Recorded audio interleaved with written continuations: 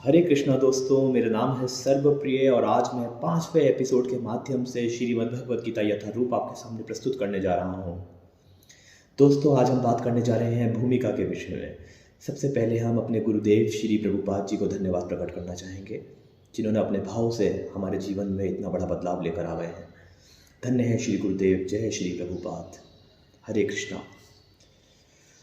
दोस्तों, भूमिका की जो शुरुआत है वो है एक महामंत्र से, हरे कृष्ण कृष्ण कृष्ण हरे हरे, हरे राम राम राम हरे हरे। सबसे पहले इस महामंत्र का अर्थ समझना होगा।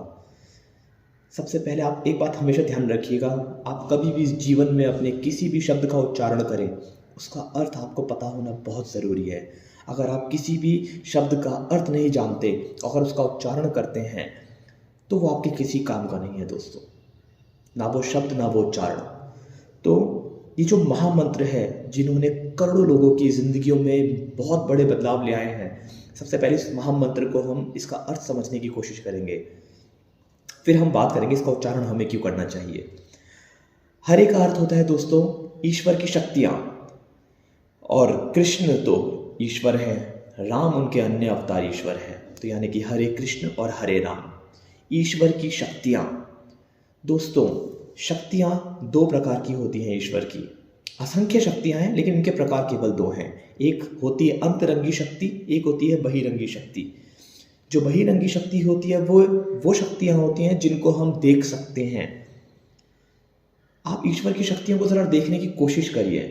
देखिए ये गहरा समुद्र, देखिए ये असीमित आकाश, देखिए टिमटिमाते तारे, देखिए सूरज से निकलता हुआ प्रकाश, देखिए ये चांद की प्यारी सी रोशनी, देखिए ज़रा असंख्य तरह की शक्तियाँ ईश्वर की जो उसने अन्य प्राणी बना रखे हैं, 84 लाख योनियाँ बना रखी हैं। उड़ते हुए पंछी, दौड़ते हुए पशु, हम जैसे मनुष्य, रगों में दौड़ता हुआ खून, ये सब क्या है? ये ईश्वर की बहिरंगी शक्तियाँ हैं। अब हम बात करते हैं ईश्वर की आंतरिक शक्तियाँ, जिनको हम केवल महसूस कर सकते हैं, अनुभव कर सकते हैं। जैसे कि अनुभव करना, महसूस करना, ये सब शक्तियाँ जो होती हैं दोस्तों, इन सबको कहते हैं अंतरंगी शक्तियाँ। तो ईश्वर की शक्तियों को धन्यवाद प्रकट करना, ईश्वर को धन्यवाद प्रकट करना, इसको कहते हैं हरे कृष्ण कृष्ण कृष्ण हरे हरे, हरे राम राम राम हरे हरे। जितना ज़्यादा इस महामंत्र का उच्चारण आप अपनी इंद्रियों से, अपने मुख से, अपने शारीरिक अंगों से करेंगे, उतना ही ज़्यादा आपके शरीर, आपकी इंद्रियां, आपका पूरा जीवन शुद्ध होता चला जाएगा, प्योरीफाई होता चला जाएगा, धन्य होता चला जाएगा। बिलीव मी, मैं इसको महसूस कर रहा हूँ, इसलिए चाहता हूँ आप भी इसकी एक बार शुरुआत करें और इसकी शुरुआत के जो इफ़ेक्ट हैं उनको महसूस करने की कोशिश करें, ताकि आप इसकी और गहराई में जाते चले जाएं, जिस तरह मैं जाता जा रहा हूँ। आज हम बात करने जा रहे हैं दोस्तों इसकी भूमिका के विषय में। पहले मैं पढ़ूंगा, उसके बाद मैं आपको इसका अर्थ समझाने का प्रयास करूंगा। ध्यान से सुनिएगा। यहाँ पर ईश्वर श्री कृष्ण अर्जुन को सूचित करते हैं कि भगवद गीता की यह योग पद्धति सर्वप्रथम सूर्यदेव जी को बताई गई। सूर्यदेव जी ने इसे मनु को बताया, जो उनके पुत्र हैं। मनु ने इसे अपने पुत्र इक्ष्वाकु को बताया। इस प्रकार यह गुरु परंपरा द्वारा यह योग पद्धति एक वक्ता से दूसरे वक्ता तक पहुंचती चली गई। लेकिन एक समय ऐसा आया कि ये छिन्न भिन्न हो गई।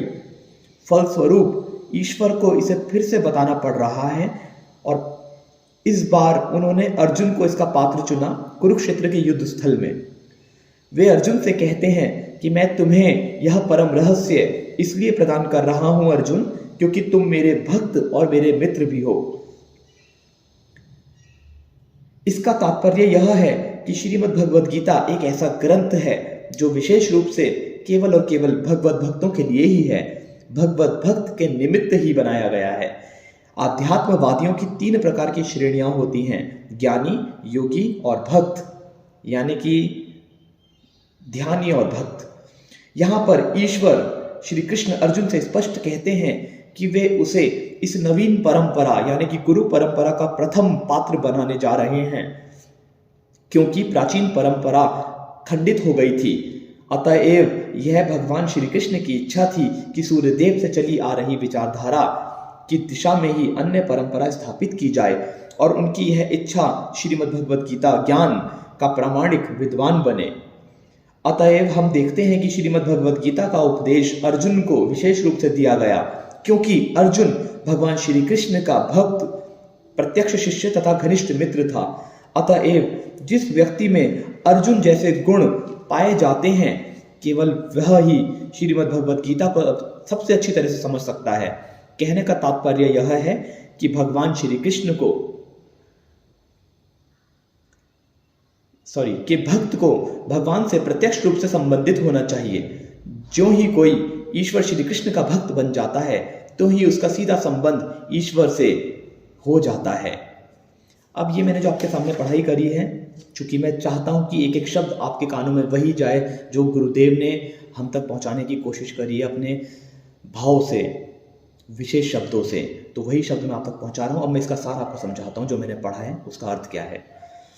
दोस्तों, 3 प्रकार की स्पिरिचुअल पावर्स होती हैं जिनके माध्यम से ईश्वर तक पहुंचा जा सकता है, केवल 3 प्रकार की। पहला है ध्यान योग, दूसरा है ज्ञान योग, तीसरा है भक्ति योग। सबसे इंपॉर्टेंट समझना होगा कि इन तीनों का अर्थ क्या होता है। हम अगली रिकॉर्डिंग के डिटेल्स में जाएंगे कि क्या केवल किस योग के माध्यम से वहां पहुंचा जा सकता है, किस किस योग के क्या इफेक्ट्स और क्या साइड इफेक्ट्स हैं। लेकिन आज समझना होगा ध्यान योग, ज्ञान योग और भक्ति योग है क्या। दोस्तों, ज्ञान योग होता है आप गुरु और शिष्य परंपरा माध्यम से ज्ञान अर्जित कर सकते हैं। इट इज कॉल्ड ज्ञान योग। आप वेद पुराणों के अध्ययन करने से ज्ञान अर्जित कर सकते हैं। अब आते हैं ध्यान योग। आप हिमालय पर्वत जाकर स्वयं के ध्यान में लीन हो सकते हैं, ईश्वर के ध्यान में लीन हो सकते हैं। आप ओम के उच्चारण माध्यम से ध्यान योग में लीन हो सकते हैं। तो दोस्तों, ध्यान योग की विधि होती है एकांत में बैठकर ईश्वर और स्वयं के प्रति ध्यान में लीन हो जाना। अब आता है तीसरा योग, वो है भक्ति योग। केवल ईश्वर की चिंतन में लगे रहना, ईश्वर की भक्ति करते रहना, ईश्वर के शब्दों का उच्चारण करते रहना, ईश्वर के महामंत्र का उच्चारण करते रहना, इसे कहते हैं केवल भक्ति योग। कि आप ईश्वर की भक्ति में इतने लीन हो चुके हैं, ना आपको ज्ञान की आवश्यकता है ना ध्यान की आवश्यकता है, आप केवल और केवल भक्ति में मग्न हो चुके हैं। तो दोस्तों, आज की रिकॉर्डिंग का मेरा ऑब्जेक्टिव था सबसे पहले आपको ये बताना कि स्पिरिचुअल पावर क्या होती है, किन पावर्स के माध्यम से ईश्वर तक पहुंचा जा सकता है, ईश्वर को अनुभव किया जा सकता है, ईश्वर को महसूस किया जा सकता है, और जो महामंत्र जिसकी आज हमने बात करी है, इसका उच्चारण हमें क्यों करना चाहिए, इस महामंत्र का अर्थ क्या है। तो दोस्तों, आज मैं आपसे अगली रिकॉर्डिंग में जो आपसे बात करूंगा वो बात करूंगा इसकी डिटेल्स में। तब तक के लिए फिर मिलेंगे अगली रिकॉर्डिंग में। हरे कृष्णा।